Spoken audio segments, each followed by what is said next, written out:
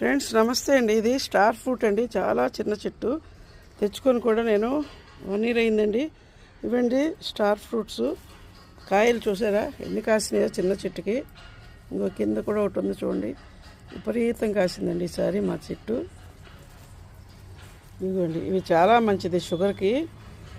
ఉప్పు కారం వేసుకొని తినొచ్చు, లేకపోతే ఒట్టిగా కట్ చేసుకొని తినొచ్చు. ఇవి ఇలా పండుతాయండి. మన ఉసిరి చెట్టులాగా ఉంటుంది స్టార్ ఫ్రూట్ చెట్టు. చూడండి, ఆకులు కూడా ఉసిరాకుల్లాగా ఉంటాయి. ఇదిగోండి, గుత్తులు గుత్తులు కాసినాయి. ఒక కాయ అప్పుడే రాలిపోయింది చూసారా. ఇదిగోండి, కింద కూడా రాలిపోయి చాలా పడిపోయినాయండి. వాటర్ ఎక్కువ పోయకూడదండి, వాటర్ ఎక్కువ పోస్తే కాయలు రాలిపోతాయి. పిందులన్నీ రాలిపోయినాయి చూసారా. కాయలు కూడా చాలా వచ్చినాయండి. మనం ఎక్కువ ఎర్మి కంపోజు పూత ఎక్కువ రావాలంటే ఎగ్ ఆయిల్, ఒకసారి ఎగ్ ఆయిల్ ఇవ్వాలండి. ఎగ్ ఆయిల్ ఎలాగా ప్రిపేర్ చేసుకోవాలో అంతకుముందు వీడియోలో చూపించానండి.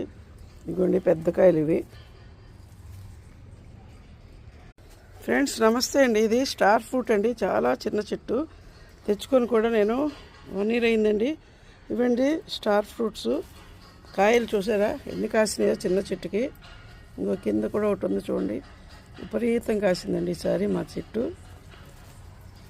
ఇదిగోండి, ఇవి చాలా మంచిది షుగర్కి. ఉప్పు కారం వేసుకొని తినొచ్చు, లేకపోతే ఒట్టిగా కట్ చేసుకొని తినొచ్చు. ఇవి ఇలా పండుతాయండి. మన ఉసిరి చెట్టులాగా ఉంటుంది స్టార్ ఫ్రూట్ చెట్టు. చూడండి, ఆకులు కూడా ఉసిరాకుల్లాగా ఉంటాయి.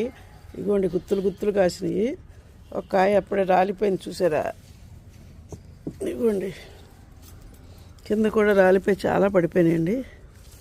వాటర్ ఎక్కువ పోయకూడదండి, వాటర్ ఎక్కువ పోస్తే కాయలు రాలిపోతాయి. పిందులన్నీ రాలిపోయినాయి చూసారా. కాయలు కూడా చాలా వచ్చినాయండి. మనం ఎక్కువ ఎర్మి కంపోజు పూత ఎక్కువ రావాలంటే ఎగ్ ఆయిల్, ఒకసారి ఎగ్ ఆయిల్ ఇవ్వాలండి.